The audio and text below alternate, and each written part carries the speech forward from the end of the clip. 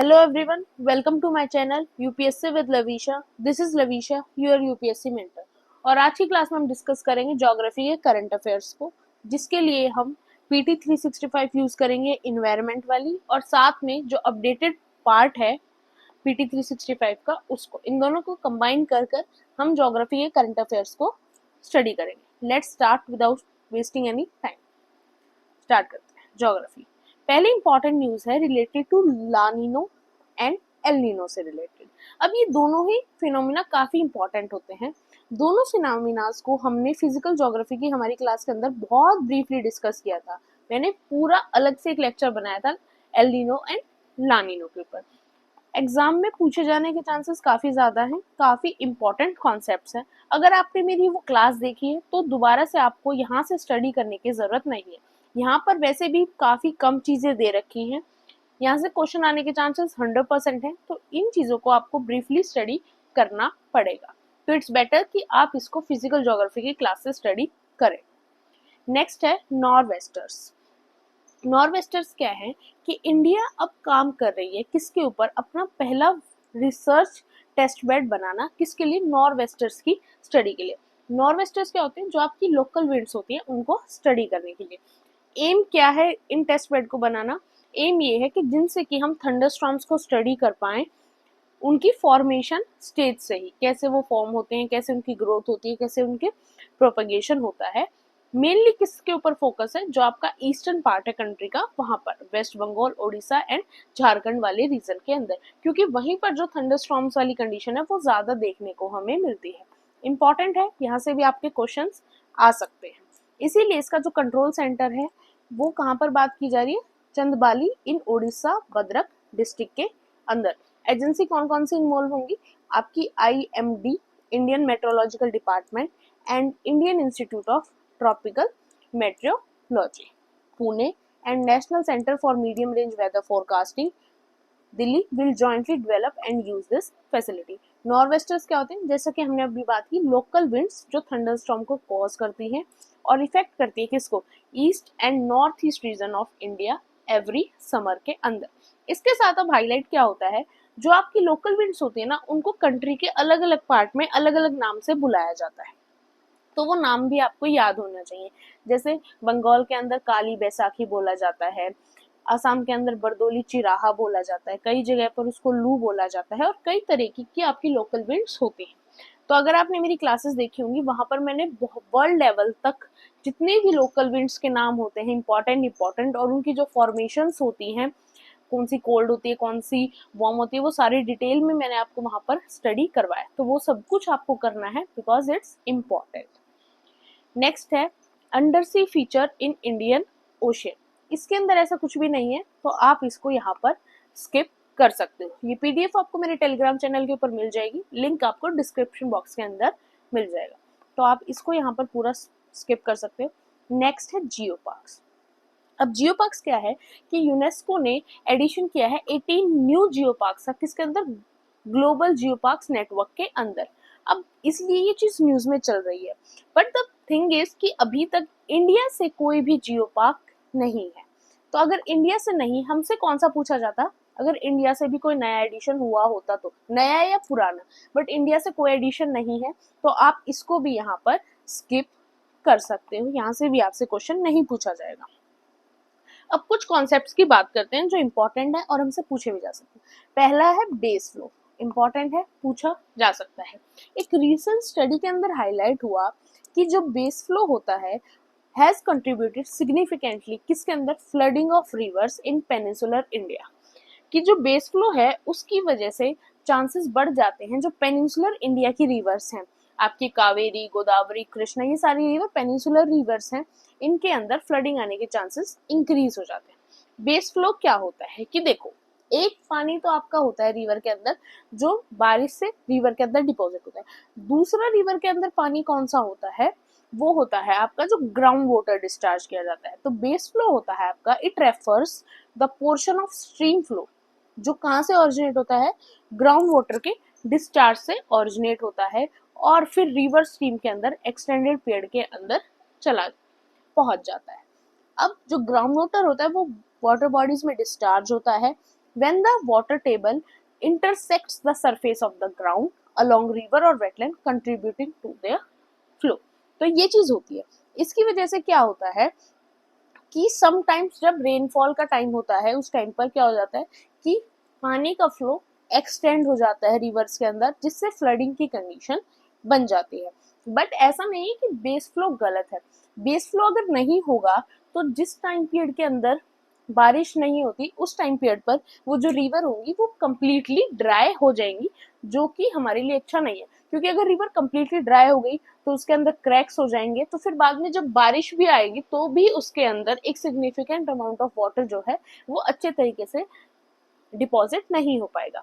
अब कौन कौन से फैक्टर्स हैं जो बेस फ्लो को इन्फ्लुएंस करते हैं? Topography of the land, nature of the soil, land use pattern and climate change. तो ये भी आपको याद रखना है। सिग्निफिकेंस क्या है बेस फ्लो की? इससे सिल्ट का रिडक्शन होता है, रिवर फ्लो सस्टेन रहता है, इकोसिस्टम थोड़ा बैलेंस रहता है और वाटर की क्वालिटी की इम्प्रूवमेंट होती है। इसलिए बेस फ्लो हमारे लिए नेसेसिटी भी है। नेक्स्ट इंपॉर्टेंट कॉन्सेप्ट है हमारा इक्वेटोरियल प्लाज्मा बबल्स। ये भी थोड़ा इंपॉर्टेंट है, इसके ऊपर भी हमें ध्यान देना है। अब इसमें क्या है, एक रिसेंट स्टडी की किसने, इंडियन इंस्टीट्यूट ऑफ जियोमैग्नेटिज्म ने, और उसने फाउंड किया कि जो आपके वॉल्केनिक इरप्शंस होते हैं उनसे क्या होता है, इक्वेटोरियल प्लाज्मा बबल्स फॉर्म होते हैं। अब ये प्लाज्मा बबल्स क्या होते हैं? नॉर्मली हमें पता है कि आयोनोस्फेयर क्या होता है कि वन ऑफ द हमारी एटमोस्फेयर की लेयर होती है, उसके अंदर वर्टिकली अलाइंड होकर नॉर्थ साउथ के अंदर एक स्ट्रक्चर फॉर्म होता है जिसको हम कहते हैं इक्वेटोरियल प्लाज्मा बबल। अब ये क्या होते हैं, ये डिप्लीटेड इलेक्ट्रॉन डेंसिटी के होते हैं, जिनसे कि क्या होते हैं कि प्लाज्मा के अंदर इंस्टेबिलिटीज फॉर्म हो जाती हैं। और कहाँ पर फॉर्म होती हैं? वो आपके फॉर्म होती हैं नियर अबाउट जो आपका अर्थ का इक्वेटर होता है वहां पर। अब ये हो गई डेप्थ की बात, बट इतना डेप्थ में आप नहीं भी जाना चाहते तो आप इसको इतना समझ सकते हो कि इक्वेटोरियल प्लाज्मा बबल्स क्या होते हैं कि हम नॉर्मली इनको इक्वेटोरियल आइनोस्फेयर के ऊपर ऑब्जर्व करते हैं। इनसे क्या होता है, डिप्लेशन होता है किसके अंदर, जो आइनोस्फेरिक प्लाज्मा डेंसिटी होती है उसके अंदर। कब फॉर्म होती है? पोस्ट सनसेट आवर्स के अंदर। और जब वॉल्केनिक इरप्शन होता है, कोई भी वॉल्केनो जब ब्रस्ट आउट होता है, वो क्या प्रोड्यूस करता है, वो स्ट्रॉन्ग एटमॉस्फेरिक ग्रेविटी वेव्स को प्रोड्यूस करता है, जिनसे कि इनकी जो फॉर्मेशन होती है वो और ज़्यादा ट्रिगर्ड हो जाती है। अब इनकी फॉर्मेशन अगर ज़्यादा होगी तो उससे प्रॉब्लम क्या है? उससे प्रॉब्लम ये है कि वो चीज़ हमारे सैटेलाइट कम्युनिकेशंस को, जो रेडियोज़ का नेटवर्क होता है उसको, सैटेलाइट बेस्ड जितनी भी टेक्नोलॉजी होती है उनको इफेक्ट करेगा, जिससे कि हमारा जो कनेक्शन है वो डिस्टर्ब हो सकता है।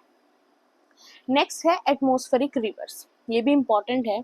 अब ये न्यूज में क्यों है? Because scientist warn that intensification and increased frequency of atmospheric rivers due to global warming is worsening extreme rainfall events and weather pattern। अब क्या हो रहा है, ग्लोबल वार्मिंग बढ़ने की वजह से जो फ्रीक्वेंसी है एटमॉस्फेरिक रिवर्स की वो भी इंक्रीज हो रही है, और उसके इंक्रीज होने से क्या हो रहा है, रेनफॉल ज़्यादा होने के चांसेस हैं कहीं कहीं जगह पर, जिससे कि जो फ्लड की सिचुएशन है ऑटोमेटिकली वो इंक्रीज हो जाती है। अब एटमॉस्फेरिक रिवर्स क्या होती हैं? ये लॉन्ग नैरो बैंड्स होते हैं किसके? वाटर वेपर्स के एटमॉस्फेयर के अंदर। और इनसे क्या होता है कि ये ट्रांसपोर्ट करते हैं क्या, सिग्निफिकेंट अमाउंट जो होता है वाटर वेपर्स की, उसको ट्रांसपोर्ट करते हैं कहाँ से कहाँ तक, जो आपका ट्रॉपिक एरिया होता है, ट्रॉपिक से हायर एल्टीट्यूड के, ट्रॉपिक से हायर एल्टीट्यूड की तरफ ये क्या करते हैं, वाटर वेपर्स को ट्रांसफर करते हैं, जिससे कि क्या होता है, जो हैवी प्रेसिपिटेशन है वो फॉर्म होता है। और अगर प्रेसिपिटेशन हैवी होगा तो ऑटोमेटिकली फिर रेनफॉल ज़्यादा होगा, रेनफॉल ज़्यादा होगा तो जो फ्लड की सिचुएशन है वो भी इंक्रीज हो जाएगी। तो आपको इतना पता होना चाहिए कि एटमॉस्फेरिक रिवर्स के फ्रीक्वेंसी के अंदर इंक्रीज होने से क्या होगा, जो फ्लड की सिचुएशन है वो ऑटोमेटिकली इंक्रीज हो जाएगी। नेक्स्ट है नेगेटिव लीप सेकेंड, ये भी इम्पॉर्टेंट है, अभी तक यूज नहीं किया गया बट मे बी फ्यूचर में हमें इसको यूज करने की जरूरत पड़ सकती है।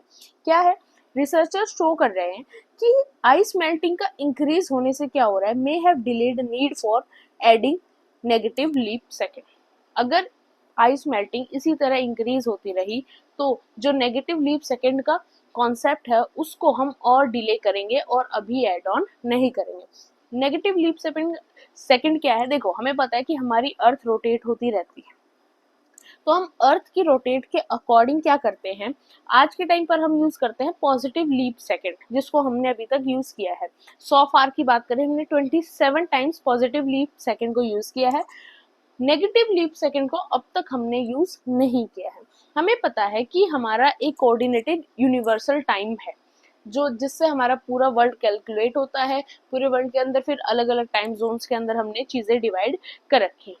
अब हमें क्या करना पड़ता है, अगर जो हमारी अर्थ है उसकी रोटेशंस के अकॉर्डिंग हम क्या करते हैं, हम मेनली यूज करते हैं पॉजिटिव लीप सेकेंड, जिससे क्या होता है कि अगर length of the day rise हो रही है, मतलब जो अर्थ की स्पिनिंग है, रोटेशन की जो मूवमेंट है उसकी, वो थोड़ी थोड़ी कई बार स्लो डाउन हो जाती है, तो उसके लिए हम यूज करते हैं पॉजिटिव लीप सेकेंड कि हम 1 सेकेंड को ऐड कर देते हैं क्लॉक के अंदर और एडजस्ट कर देते हैं। ऐसा नहीं कि हम जेन्युइनली करते हैं उस चीज को, बट हम ऑटोमेटिकली एडजस्ट कर देते हैं ताकि हम सारी चीजों की स्टडी वगैरह सारी चीजों को हम रेगुलरली ढंग से मेंटेन कर पाए।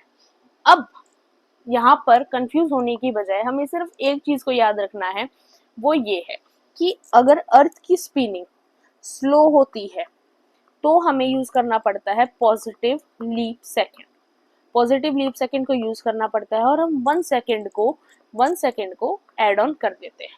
वहीं इन फ्यूचर जब भी जो अर्थ की स्पिनिंग है वो क्विक हो जाती है, अर्थ की स्पीड अगर इंक्रीज हो जाती है रोटेशन की, तो हमें क्या करना पड़ेगा, हमें नेगेटिव लीप सेकेंड को यूज करना पड़ेगा और हमें जो 1 सेकेंड हम ऐड करते आए हैं, जो आज तक हमने 27 टाइम्स किया है, उसकी जगह हमें 1 सेकेंड को माइनस करना पड़ेगा अर्थ की रोटेशन के अकॉर्डिंग अपने टाइम को मैनेज करने के लिए। This is all about this concept. Next है जीरो शेडो डे। इसमें कुछ नहीं है, बेंगलोर ने ये चीज एक्सपीरियंस की। जीरो शेडो डे का मतलब क्या होता है, ये जब होता है जब जो आपका सन है वो बिल्कुल ओवरहेड के ऊपर अलाइन करे, जिससे कि क्या होगा, जो वर्टिकल ऑब्जेक्ट्स होंगे बिल्कुल सन के नीचे होंगे, वहां पर कोई भी शेडो जो है वो कास्ट नहीं होगी। ये फिनोमिना साल में 2 बार होता है, एक बार होता है समर सोलिस्टिस के टाइम पर, दूसरा होता है विंटर सोलिस्टिस के टाइम पर। अब ये दोनों ही चीजें क्या होती है, समर और विंटर सोलिस्टिस, ये हमने अपनी फिजिकल ज्योग्राफी की क्लास में ऑलरेडी डिस्कस किया है। And the shadow days are different for different places, अलग अलग जगह पर इसका अलग अलग इफेक्ट आपको देखने को मिलेगा। नेक्स्ट है ब्लू होल। ब्लू होल के बारे में क्या है कि अभी रिसर्चर्स ने ऐसे एविडेंस फाउंड किए हैं, Taam Ja blue hole is the deepest in the world. अब ये ब्लू होल है कहाँ पर, ये है आपके मेक्सिको के चेतुमल बे के अंदर on the eastern side of Yucatan peninsula. तो अब आपको पता होना चाहिए ब्लू होल क्या होता है। ब्लू होल सिंपली हम इसको कह सकते हैं सिंक होल। ये बेसिकली क्या होता है, सिंक होल होता है। सिंक होल का मतलब क्या हुआ कि जब आपका जो सी के अंदर पानी कम होता है, उस टाइम पर जो आपकी रॉक्स होती हैं उनके अंदर आपका जो वाटर डिपॉजिट होता है और वो सारी चीज वहां पर एक सिंक क्रिएट हो जाता है, और फिर उसके बाद जब वो वाटर लेवल बाद में वहां का राइज हो जाता है, तो उस टाइम पर वहां पर एक सिचुएशन, एक होल टाइप क्रिएट होता है जिसको हम ब्लू होल कहते हैं। यहाँ पर हम स्टडी भी कर सकते हैं। Water filled caverns form below the sea floor, sea floor के नीचे। ऑफन फाउंड कहाँ पर होगा, आपको कोस्टल एरियाज के अंदर, जहां पर जो बेड रॉक है वो प्रॉन है किसके, इरोजन के।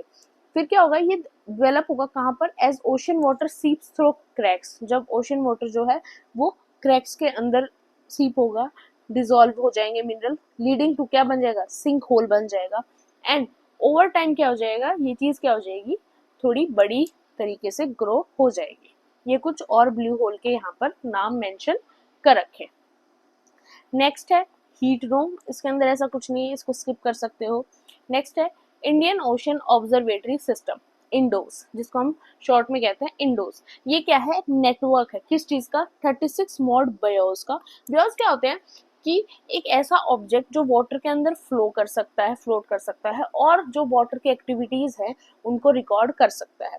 तो हमें पता होना चाहिए जो इंडोस है ये क्या है, एक तो इंडिया और यूएस दोनों इसको कंबाइनली कर रहे हैं, और इसके अंदर क्या है कि इंडियन ओशन के अंदर 36 ऐसे बेस अलग अलग जगह पर लोकेट किए जाएंगे। अब ये है क्या, ये एक ओशनोग्राफिक इंस्ट्रूमेंट हो गया जिसको अलग, जिसके अंदर बहुत सारे सेंसर्स लगे हुए हैं जो डाटा कलेक्ट कर सकते हैं। इससे क्या होगा कि इंडियन ओशन से रिलेटेड चीजें जो है वो डाटा जो है वो उसके अंदर कलेक्ट होगा, जिससे कि हम इंडियन ओशन की एक्टिविटीज को चेक कर सकते हैं, हम उससे मॉनसून का आइडिया लगा सकते हैं, उससे अलग कंडीशंस और जो भी कंडीशंस होती हैं related to ocean movements, temperature की, सैलिनिटी की, वो सारी चीजें हम पता लगा सकते हैं। रिंगवुड डाइट ओशन इसको स्किप करो। नेक्स्ट है अर्थ्स मेंटल।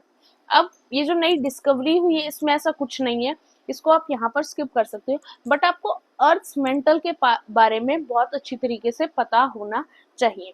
अर्थ मेंटल क्या है, क्रस्ट की अर्थ की वन ऑफ द लेयर है इंटीरियर ऑफ द अर्थ के अंदर। ये जो बीच वाली लेयर होती है आपकी, ऊपर आपका क्रस्ट होता है, बीच में आपका मेंटल होता है, नीचे आपका कोर होता है।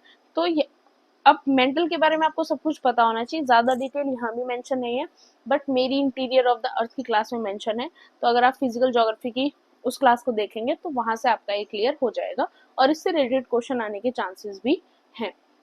नेक्स्ट है आइसो टेस्ट, ये भी इंपॉर्टेंट है। इसके अंदर क्या है, रिसेंट स्टडी एक्सप्लेन करती है formation of new topological features like plateau, escarpment, high steep slope through isostasy. अब ये होता क्या है जिसकी वजह से नए टोपोलॉजिकल फीचर्स जो हैं वो उनकी फॉर्मेशन हो सकती है। ये एक इक्विलिब्रियम कह सकते हो या बैलेंस कह सकते हो between the blocks of crust and the underlying mental के बीच में, और जो क्रस्ट के ब्लॉक होते हैं उनके बीच में एक बैलेंस है। ये इन्वॉल्व है किसके अंदर, एक लाइन ऑफ इक्वालिटी के बीच में, जिससे क्या होगा, at which the mass of land above sea level is supported by below sea level. अब इस प्रोसेस के अंदर कोई फोर्स इन्वॉल्व नहीं है, कोई कुछ और इन्वॉल्व नहीं है, सिर्फ ये क्या है, एक नेचुरल एडजस्टमेंट है किसकी, क्रस्ट के जो ब्लॉक्स हैं उनकी डिफरेंट डिफरेंट थिकनेस के ऊपर, जिससे कि साथ में वो मेंटेन क्या करते हैं, ग्रेविटी को मेंटेन करते हैं। और ये किस चीज को यूज करते हैं, एनर्जी को यूज करते हैं मास को बैलेंस करने के लिए। तो यहाँ पर मेनली बात क्या है कि यहाँ पर किसी भी टेम्परेचर का, विंड का, किसी और डायरेक्शन का, किसी और फिनोमिना का कोई भी रोल नहीं है इस फॉर्मेशन के अंदर। अब ये चीज डिस्टर्ब किससे हो सकती है, वेनिंग ऑफ आइस शीट, इरोजन से, सेडिमेंटेशन और वोल्केनिज्म, इनसे ये जो प्रोसेस है ये डिस्टर्ब हो सकता है। नेक्स्ट आपका अर्थ मैग्नेटिक फील्ड, इसमें ऐसा कुछ नहीं है जो आपसे क्वेश्चन पूछा जा सके यूपीएससी के अंदर, तो आप इसको स्किप कर सकते हो। नेक्स्ट है कोल्ड लावा, ये इंपॉर्टेंट है। Recently cold lava rush through sheets as mount Kanlaon erupted in the Philippines. तो आपको पता होना चाहिए कोल्ड लावा क्या है। ये डेंस मिक्सचर है किसका, वॉल्केनिक मटेरियल का, डेब्रिस का एंड वाटर का, जो बिहेव करता है like a fast moving landslide की तरह। ये अकर कब होता है, जब वाटर जो है वो इंटरेक्ट करता है किससे, with volcanic ash and debris on the slopes of a volcano. Volcano की स्लोप्स के ऊपर जब वाटर वॉल्केनिक एश और डेब्रिस के साथ इंटरेक्ट करेगा तो किसकी फॉर्मेशन होती है, कोल्ड लावा की। अंदर से ये क्या रहता है, हॉट रहता है ड्यू टू केमिकल रिएक्शंस जो वॉल्केनिक मटेरियल के अंदर होते हैं, और ये बाहर से कैसा होता है, कोल्ड होता है। नेक्स्ट है आपका heat budget of the earth. Heat budget of the earth के ऊपर अब तक क्वेश्चन नहीं आया है, ऐसा कोई भी यूपीएससी ने नहीं पूछा है, बट इस बार ये चीज न्यूज में है, तो इस बार आपसे हीट बजट के ऊपर क्वेश्चन पूछा जा सकता है। तो go and watch my lecture isolation and heat budget of the earth, वो भी आपको फिजिकल ज्योग्राफी की जो कंबाइंड क्लास है उसके अंदर आपको मिल जाएगा, और आपका ये जो सारा कॉन्सेप्ट है वो बहुत अच्छे तरीके से वहां पर क्लियर हो जाएगा। नेक्स्ट है कला कडार। वेदर एजेंसीज जो है उन्होंने अलर्ट सेंड किया, कहाँ पर, कोस्टल एरियाज जो है केरला और तमिलनाडु के, about possibility of this phenomena. अब ये फिनोमिना क्या है, एसेंशियली क्या है, कोस्टल फ्लडिंग।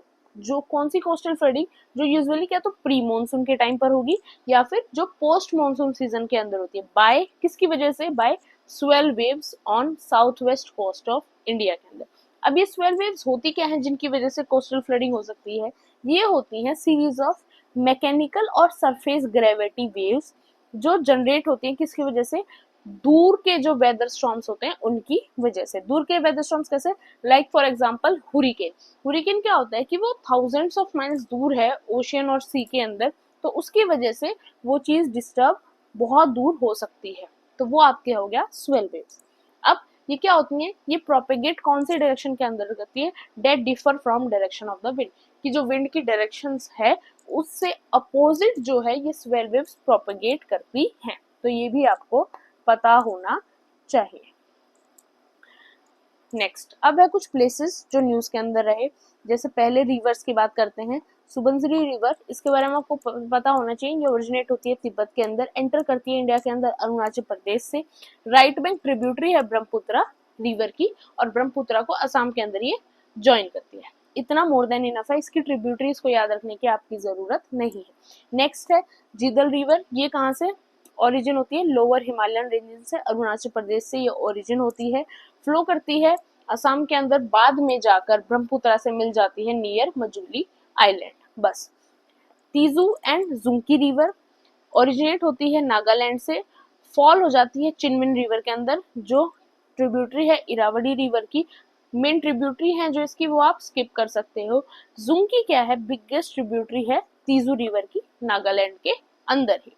नेक्स्ट है अपर सियांग हाइड्रो पावर प्रोजेक्ट।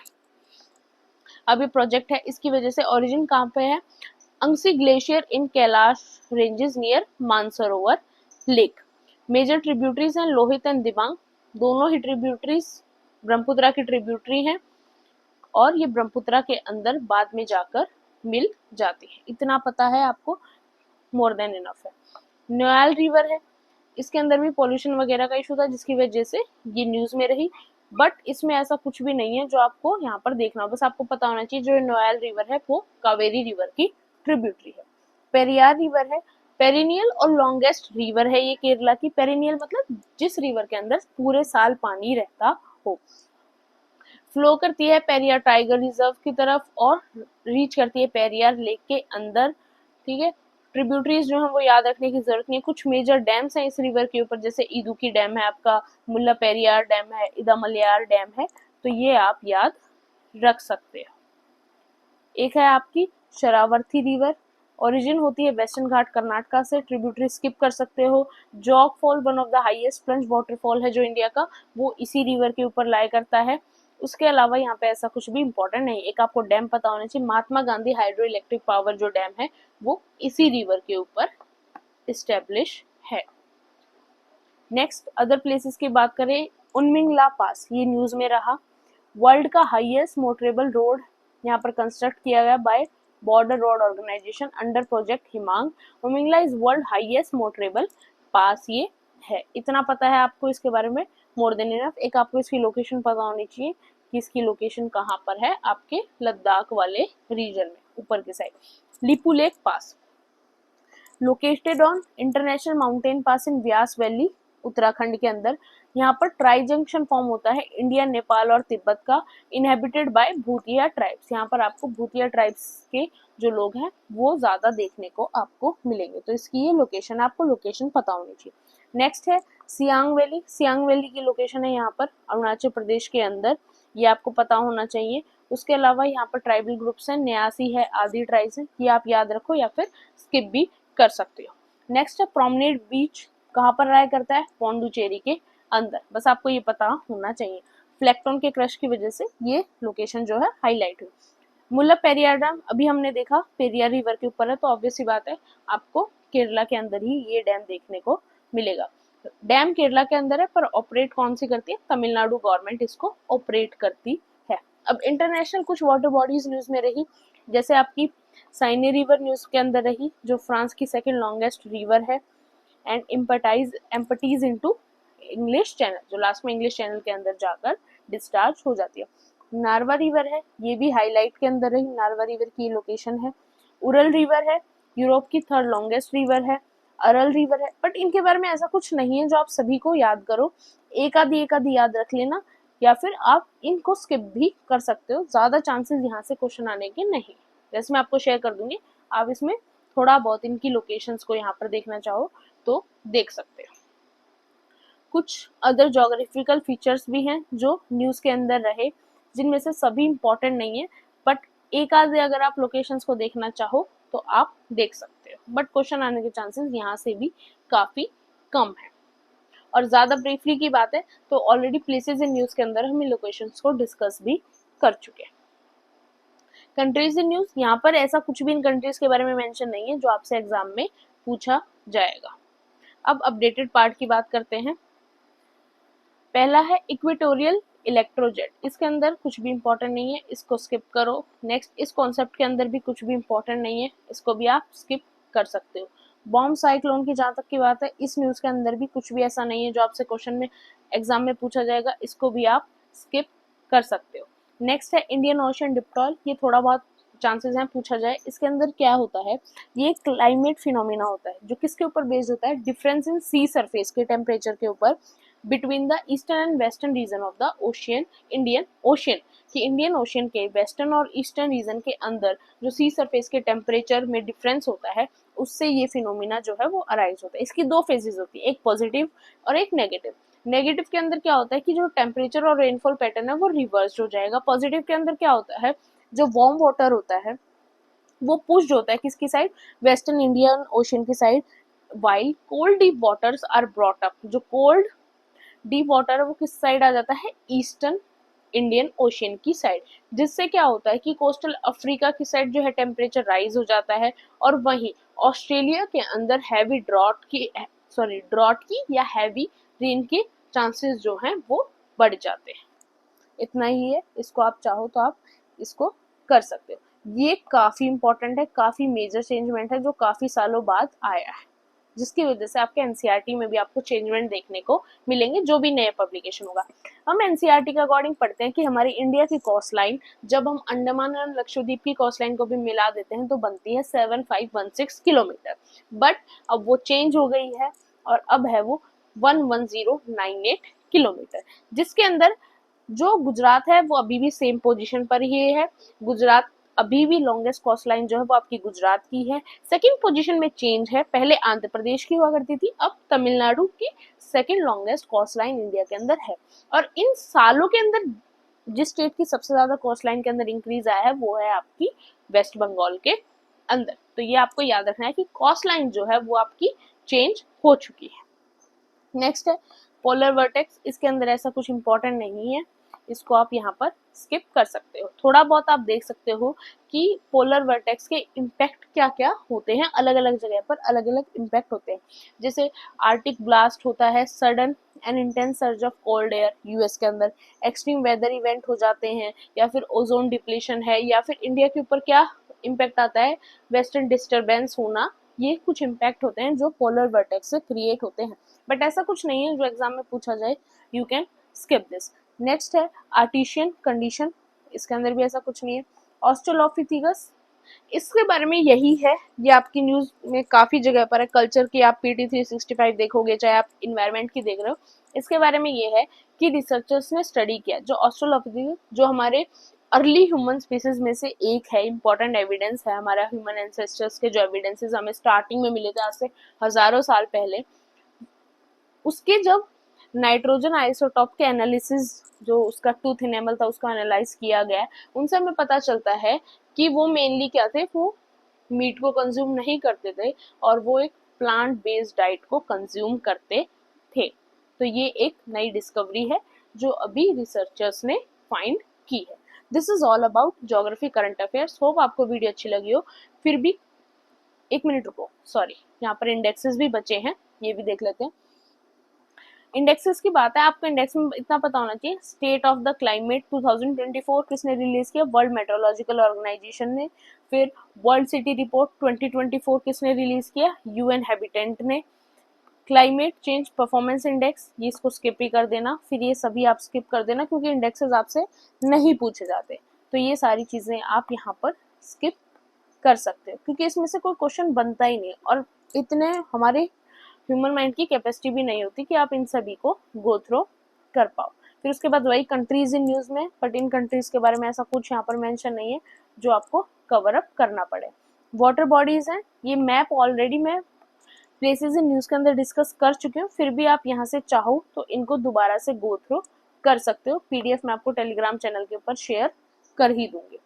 फिर सेम वाटर बॉडीज, फिर कुछ अदर जियोग्राफिकल फीचर्स हैं, ये प्रोटेक्टेड एरियाज हैं, प्रोटेक्टेड एरियाज के अंदर क्या है, कुछ जो wild life sanctuary national park है वो नीज में है, तो आपको सिर्फ नाम पता होने चाहिए मेजर नेशनल पार्क्स और वो कौन सी स्टेट के अंदर लाए करते हैं, वो भी आपको पता है तो बहुत है। जैसे रणथंभौर टाइगर रिजर्व है, कहाँ लाए करता है, ये आपको पता होना चाहिए, अरावली और विंध्यान हिल्स के बीच में ये लाए करता है। माधव नेशनल पार्क है, मध्य प्रदेश के अंदर है। रतापानी वाइल्ड लाइफ सेंचुरी है, ये भी मध्य प्रदेश के अंदर ही लाए करता है। तो इस तरीके से आपको पता है। शिकारी देवी वाइल्ड लाइफ सेंचुरी है, ये भी एक इको सेंसिटिव जोन है और मध्य प्रदेश के अंदर ही लाया करता है। मानस नेशनल पार्क आपको पता ही है असम के अंदर लाया करता है, ये भी असम के अंदर लाया करता है। फिर ये केरला के अंदर लाई करती है वाइल्ड लाइफ सेंचुरी, ये कर्नाटका के अंदर, ये भी कर्नाटका के अंदर, ये आपको पता होना चाहिए। तो this is all about geography current affairs. Hope आपको वीडियो अच्छी लगी हो, फिर भी डाउट हो, प्रॉब्लम हो, do mention in the comment section and don't forget to subscribe my channel, like and share my video. PDF आपको टेलीग्राम चैनल के ऊपर मिल जाएगी, न्यूज़ के ऊपर मैंने स्टार भी लगा रखा है जिससे कि आपको रिवीजन में हेल्प भी मिल जाएगी, और टेलीग्राम का लिंक आपको डिस्क्रिप्शन